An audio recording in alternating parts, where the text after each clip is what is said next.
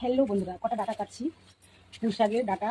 আজকে একটু খেতে ইচ্ছা করছে, অনেকটা বড় হয়ে গেছে তো কাটছি। তোমরা দেখতে থাকো ভিডিওটা। কারা কারা পুঁই শাক খাবে চলে এসো। আজ প্রথম কাটছি কিন্তু পুঁই শাক,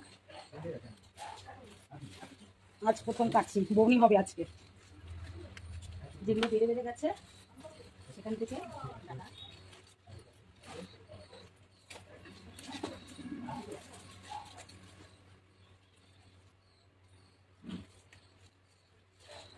ব্যাস এটা থাক।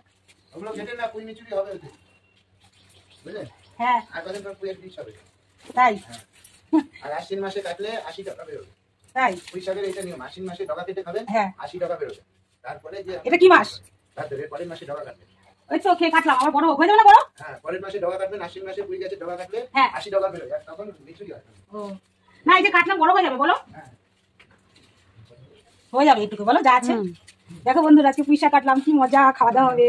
টাটা।